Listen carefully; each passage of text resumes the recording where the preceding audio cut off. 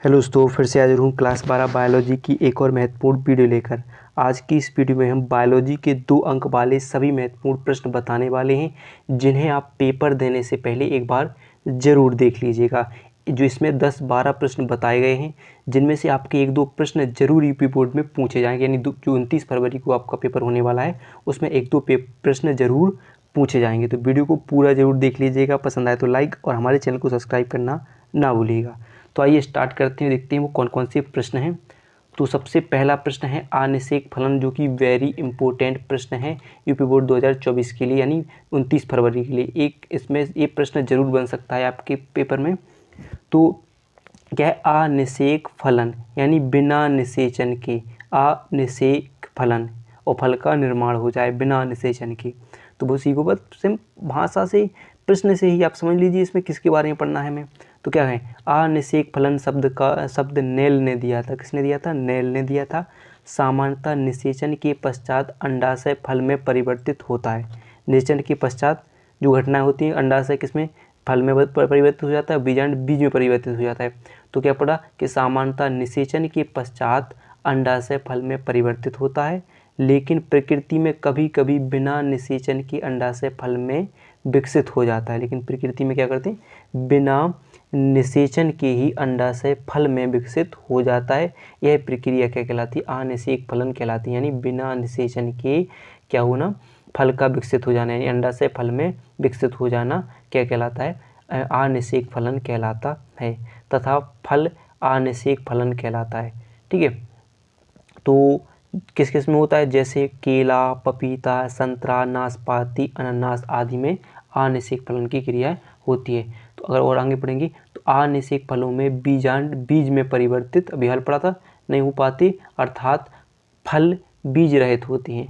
बीजांड बीज में परिवर्तित हो जाते हैं, वैसे तो हमने पढ़ा है, लेकिन किसमें? अनिषेक फलन में बीजांड बीज में परिवर्तित नहीं होते, अर्थात फल बीज रहित होते हैं। अनिषेक फलन को आर्थिक लाभ के बीज रहित फलों की प्राप्ति के लिए कुछ हार्मोन्स जैसे NAA यानी नेप्थेलॉन एनिटिक एसिड, ठीक है, इनका उपयोग किया जाता है, जिनके छिड़काव से प्रेरित किया जाता है। यानी अगर रहित फलों की प्राप्ति के लिए, अगर बीज रहित आर्थिक लाभ के लिए अगर हम रहित फलों की प्राप्ति करनी हो, या रहित फलों की प्राप्ति करनी हो, किसकी? बीज रहित फलों की, तो जिनमें बीज हो, तो उनके लिए किस हार्मोन्स का छिड़काव किया जाता है? तो नेप्थलीन एनिटिक एसिड हार्मोन्स का छिड़काव किया जाता है, जिससे क्या होता है? बीज रहित फलों की प्राप्ति हो जाती है। ठीक है। फिर अगला प्रश्न जो होगा बहुत ही इम्पोर्टेंट, वेरी इंपॉर्टेंट प्रश्न होगा। एक बार ये प्रश्न भी आपके पेपर में आने वाला है। तो नर मानव में वृषण उदर गुहा के बाहर क्यों होता है? तो आंसर हो जाएगा नर मानव के वृषण शरीर से बाहर, नर मानव में वृषण शरीर से बाहर वृषण कोश में उपस्थित होते हैं। वृषण कोश का तापमान शरीर के तापमानों से 2 से 3 डिग्री सेल्सियस कम होता है, जिस पर शुक्राणुओं का निर्माण हो सकता है, यानी होता है। जिस पर शरीर के तापमान से कितने? 2 से 3 डिग्री सेल्सियस तापमान कम होता है, जिससे शुक्राणुओं का निर्माण आसानी से हो जाता है। और शरीर का तापमान अधिक होने के कारण शरीर के अंदर शुक्राणु का निर्माण संभव नहीं है। तापमान में क्या होंगे? शुक्राणु का निर्माण नहीं होता। अतः जन्म के समय वृषण अपने मूल स्थान से हटकर वृषण कोश में आ जाते हैं। जन्म के समय क्या होते हैं? जो वृषण होते हैं अपने मूल स्थान से हटकर वृषण कोश में आ जाते हैं। इसलिए क्या होता है कि नर मानव में वृषण उदर गुहा के बाहर होता है, क्योंकि शुक्राणु के निर्माण के लिए शरीर के तापमान से कम तापमान की आवश्यकता होती है, जो कि कितना होता है? 2 से 3 डिग्री सेल्सियस कम होता है। ठीक है, ये प्रश्न जरूर पढ़ लीजिएगा। और फिर अगला प्रश्न है प्रश्न नंबर 3, वेरी इंपॉर्टेंट प्रश्न है, जो कि IVF तकनीक पर संक्षिप्त टिप्पणी लिखिए। पेपर में IVF का फुल फॉर्म लिखने के लिए भी 1 नंबर में पूछा लिया जाएगा। तो इन विट्रो फर्टिलाइजेशन क्या हो जाता है? IVN तकनीक का, यानी परखनली शिशु भी बोलते हैं इससे प्रश्न आ जाए कि परखनली शिशु क्या होता है, वो भी IVF होता है। तो इसे भी तैयार कर लीजिएगा। तो परखनली शिशु अंतःपात्री निषेचन क्या होता है कि एक इनमें होती है, जिनमें मान लो कि जो मादा हैं, जिनमें जो गर्भ नहीं ठहर रहा है, तो उनमें क्या होता है कि उनके अंडाशय को निकालकर और पुरुष के शुक्राणुओं को प्रयोगशाला में निश्चित कराकर गर्भ धारण किया जाता है। तो उसी को क्या बोलते हैं? परखनली शिशु, जिसका निर्माण होता है वो परखनली शिशु कहलाएगा। उसी को IVF तकनीक कहते हैं।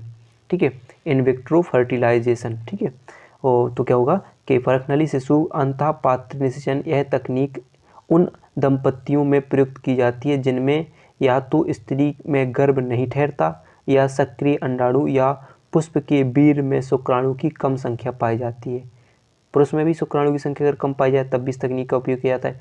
इस तकनीक में सहायक जनन प्रौद्योगिकी की सहायता से स्त्री यानी जो दाता जो स्त्री होगी कि अंडाणु को या हो और पुरुष या दाता के शुक्राणु से मादा के शरीर के बाहर प्रयोगशाला में कृत्रिम रूप से निषेचन कराया जाता है। इस प्रक्रिया को अंतःपात्र निषेचन तकनीक कहते हैं और इसे IVF भी कहते हैं, यानी इसे परखनली शिशु भी कहते हैं। ठीक है, तो ये हो जाएगा IVF तकनीक पर टिप्पणी हो जाएगी। इसकी आगे और लॉन्ग में बन सकता है और आगे लिखना होता है, तो आप इतना अभी लिख लीजिए, 2 नंबर बन जाएंगे आपके। जो अगला प्रश्न देखते हैं। जो अगला प्रश्न है बहुत ही महत्वपूर्ण प्रश्न है, जो कि है समयुग्मजी तथा विषमयुग्मजी। देखो, प्रश्न जब याद करो बिल्कुल ट्रिक से, ज़्यादा दुनिया भर की याद रटने में ना टाइम खराब करो। सिर्फ एक बात देखो, समयुग्मजी जिनके युग्मक समान हो, जैसे यहाँ पर देखा कैपिटल TT और जिसके युग्मक समान ना हो, यानी कैपिटल T और स्मॉल t दो अलग अलग हो। बस जो प्रश्न होता है वही अपना पूरा आंसर बताता है कि किसके बारे में हमें इस प्रश्न में पढ़ना है। तो ये समयुग्मी क्या बता रहा है, यह एक द्विगुणित अवस्था है जिसमें दोनों एलील समान होते हैं, जैसे कैपिटल TT, अथवा जब किसी पादप के इकाई लक्षण के लिए कारकों के युग्म या जीन समान होते हैं तो यह पादप उस लक्षण के लिए समयुग्मजी कहलाते हैं। यानी किसी भी पादप या पादप के दोनों एलील समान हो, यानी कि या कह सकते हैं यह एक द्विगुणित अवस्था होती है जिसमें दोनों एलील क्या होते हैं, समान होते हैं, जैसे कि यहाँ पर क्या रहेगा कैपिटल TT, अथवा जब किसी पादप की इकाई लक्षण क्या हो, समान हो, यानी जिसके जीन समान हो, वो क्या कहलाता है, समयुग्मजी कहलाता है। इसी का उल्टा कर दीजिए अब कि यह एक द्विगुणित अवस्था है जिसमें दोनों एलील असमान होते हैं, जैसे कैपिटल T और स्मॉल t, अथवा जब किसी पादप के इकाई लक्षण के लिए कारकों के युग्म अथवा जीन्स विपरीत हों, उसमें क्या था, समान हो, इसमें क्या हो, विपरीत हों, विपरीत प्रभाव वाले हों, तो यह पादप क्या उस लक्षण के लिए विषमयुग्मजी कहलाता है। ठीक है, चलिए अब बढ़ते हैं प्रश्न नंबर 5 की तरफ, जो बहुत ही महत्वपूर्ण ये प्रश्न हो जाएगा। तो प्रश्न नंबर 5 है अपूर्ण प्रभाविता पर टिप्पणी।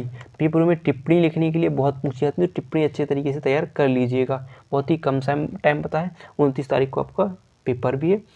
तो देखिए, कुछ पेड़ पौधों व जंतुओं में F1 पीढ़ी की संतति में कोई भी लक्षण पूर्णतः प्रभावी नहीं होता, अर्थात मध्यवर्ती होता है। कोई क्या होता है, पूर्णतः प्रभावी नहीं होता है, कैसा होता है, मध्यवर्ती होता है, इसे अपूर्ण प्रभाविता कहते हैं। जैसे बताया कि कॉरेंस ने गुलाबांस में देखा कि लाल पुष्प वाले पादप को सफ़ेद पुष्प वाले पादप से क्रॉस कराने पर गुलाबी फूल वाले पादप उत्पन्न हुए, और स्वपरागण कराने पर F2 पीढ़ी में 1:2 अनुपात के लक्षण प्रारूप व जीन प्रारूप दर्शाती हैं।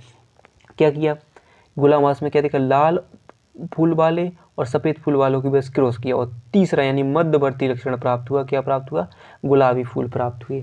और F1 पीढ़ी में कैसे 1:2 और क्या 1:2:1 के लक्षण और जीन प्रारूप प्राप्त दर्शा। जैसे यहाँ पर देखिए क्रॉस करा के आप लिख सकते हो, तो क्या किया कि लाल पुष्प वाले यानी कैपिटल RR और सफ़ेद पुष्प वाले स्मॉल RR के बीच क्रॉस किया, तो कैपिटल R और स्मॉल R प्राप्त हुआ, जिसे हम गुलाबी पुष्प भी कह सकते हैं। और उनके बाद स्वपरागण किया तो F2 पीढ़ी में क्या प्राप्त हुए, तो 1:2 यानी क्या, एक कैपिटल RR यानी लाल पुष्प वाले, एक क्या हुआ, गुलाबी पुष्प वाले, कितने अनुपात, 2 प्राप्त हुए, तो 1:2:1 क्या होगा, सफ़ेद प्राप्त हुए, तो 1:2:1 हो जाएंगे।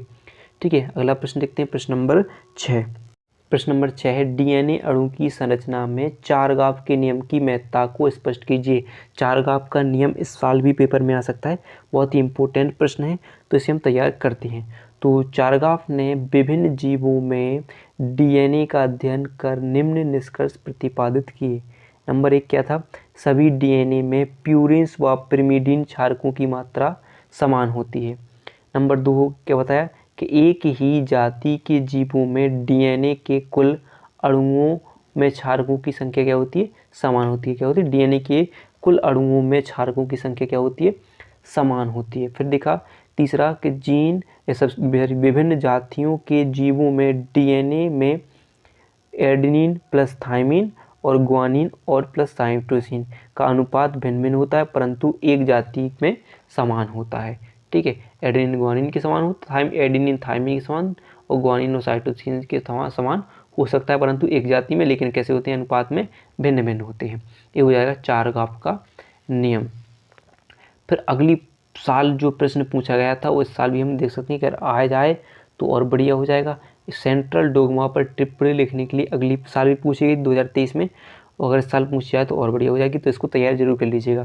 फ्रांसीसी क्रांति ने फ्रांसिस क्रिक क्रांति सॉरी क्या है क्रिक वैज्ञानिक हैं क्रिक, जिन्होंने 1958 में अणु जैविकी का केंद्रीय सिद्धांत प्रस्तुत किया, जिसके अनुसार क्या बताया उन्होंने कि डीएनए से आनुवांशिक सूचना का प्रभाव एमआरएनए तक, डीएनए से कहाँ तक, एमआरएनए तक, केंद्रक से बाहर कोशिका द्रव की तरफ होता है।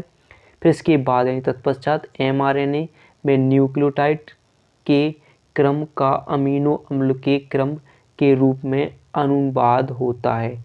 इसे सूचनाओं का केंद्रीय सिद्धांत या सेंट्रल डोगमा कहते हैं। अतः इसके दो पद हैं, पहला अनुलेखन और दूसरा अनुवादन होता है। तो क्या होता है, डीएनए का अनुलेखन होगा तो वो क्या बनाएगा आरएनए, और आरएनए का अनुवादन करने पर प्रोटीन का निर्माण होता है। ये डीएनए सेंट्रल डोगमा हो जाएगा प्रश्न। फिर एक प्रश्न और टिप्पणी लिखने के लिए आई थी अगली साल, जो कि टाइफाइड रोग पर थी। तो टाइफाइड रोग किसके कारण होता है, तो टाइफाइड रोग साल्मोनेला टाइफी नामक जीवाणु से होता है। ठीक है, यह रोग प्रायः 1 से 15 वर्ष के आयु वर्ग के बच्चों में होता है। इस रोग का संचरण घरेलू मधुमक्खी यानी जो मक्खियाँ होती हैं उनके कारण संक्रमित भोजन से होता है, जो खराब खाने से टाइफाइड होता है। मेन कारण क्या होगा, कौन से किसके द्वारा होता है, तो साल्मोनेला टाइफी जीवाणु द्वारा यह रोग होता है। कितने से, 1 से 15 वर्ष की आयु वर्ग के बच्चों के लिए होता है। ठीक है, अगर बात की लक्षण की, तो मस्तिष्क पीड़ा, टाइफाइड ज्वर दोपहर के बाद अपने चरम पर, जो बुखार होता है वो दोपहर के बाद अपने चरम पर होता है। संक्रमण के प्रथम सप्ताह के प्रत्येक दिन शारीरिक ज्वर में वृद्धि होती रहती है 1 सप्ताह में। तो अगर इसकी रोकथाम की बात, उपचार की बात की जाए, तो इसका परीक्षण बिडाल परीक्षण, यानी टाइफाइड के लिए कौन सा परीक्षण किया जाता है, तो बिडाल परीक्षण किया जाता है। प्रश्न विकल्प में बन जाएगा आपका, तो इसको तैयार कर लीजिएगा। शिशुओं के लिए एक कौन सा टीएबी का टीका लगवाना चाहिए, दूसरा हुआ क्लोरोमाइसिन और टेरामाइसिन चिकित्सक की सलाह पर देनी चाहिए। ठीक है, और आसपास सफाई रखनी चाहिए, और भी होंगे, पानी उबाल कर पीना चाहिए और भोजन ढककर रखना चाहिए।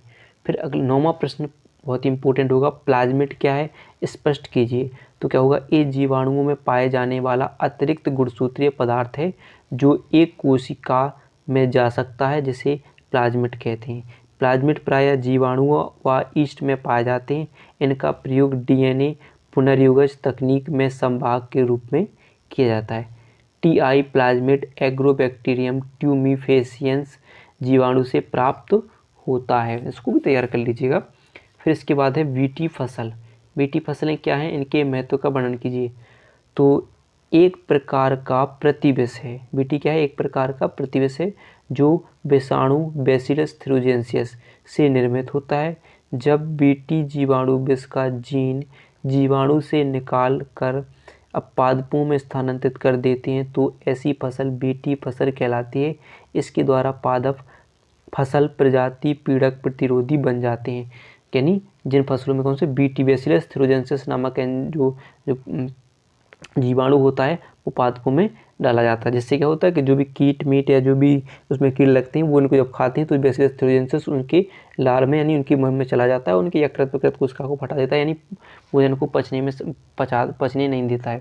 ठीक है, तो ये क्या है, एक प्रतिजैविक है जो किसकी फसलों की रक्षा करता है, जैसे बीटी कपास, बीटी मक्का, इनके लिए जिन फसलों में इसका उपयोग किया जाता है उसे बीटी फसलें कहा जाता है। जैसे कपास में उत्पन्न करेंगे तो बीटी कपास कहा गया। ठीक है, मक्का में तो बीटी मक्का कहेंगे। फिर अगला प्रश्न है 11वां, सहजीवन पर टिप्पणी लिखिए। बहुत महत्वपूर्ण प्रश्न है सहजीवन। तो इस पारस्परिक संबंध में दोनों जीवों को परस्पर लाभ होता है, किसमें, सहजीवन में। दोनों जितने भी जो जीव होंगे, सह मतलब साथ, दोनों, तो दोनों जीवों को लाभ होता है और यह सहजीवी। उदाहरण की बात की जाए, असहजीवी संबंध कहलाता है। उदाहरण के लिए मटर कुल के पादपों की जड़ों में राइजोबियम जीवाणु की उपस्थिति। दूसरा लाइकेन, लाइकेन क्या होता है, शैवाल और कवक, ठीक है। कवल और सहवाग की किसमें लाइकेन होता है, कवल और सहवाग का सहचर के संबंध से किसका निर्माण होता है, लाइकेन का। तो जहाँ शैवाल कवक को भोजन उपलब्ध कराता है तथा बदले में कवक से जल तथा खनिज लवण प्राप्त करता है। ठीक है। अगला प्रश्न होगा प्रश्न नंबर 12 और बायोलॉजी का सबसे महत्वपूर्ण प्रश्न होगा अभी तक का। रेड डाटा बुक से आप कह सकते हो यानी IUCN द्वारा से आप क्या समझते हो, पेपर में अगर पूछा जाए तो रेड डाटा बुक या IUCN द्वारा जारी एक विशेष किताब है जिसमें विलुप्त, संकटग्रस्त, क्षतिग्रस्त, क्षतिआंशिक, दुर्लभ, सुलभ व अनाकलित जीव प्रजातियों का सूचीबद्ध वितरण किया जाता है, रेड डाटा बुक कहलाती है। इसकी उपयोगिता की बात की जाए तो बे यानी क्या होती है कि ये पुस्तक लुप्त हो रही प्रजातियों की जानकारी देता है। इससे हमें संकटग्रस्त जातियों के आश्रय स्थल की स्थिति की जानकारी मिलती है। ये हमें वर्तमान में उपलब्ध जीवों की संख्या उपलब्ध कराती है और ये पुस्तक आंकड़ों के माध्यम से लोगों को जीव संरक्षण के लिए प्रेरित करती है। तो सीधी बात, रेड डाटा बुक में दुर्लभ, क्षतिग्रस्त, आंशिक सभी जो अभी तक संकट या विलुप्त होने के कार्य पर जो जातियाँ हैं, जीवों की या जातियाँ हैं, उन सब के बारे में जानकारी देती है। तो यही प्रश्न हो जाएंगे, इनको तैयार कर लीजिएगा। तो वीडियो पसंद आए हो तो वीडियो को लाइक और चैनल को सब्सक्राइब करना ना भूलिएगा।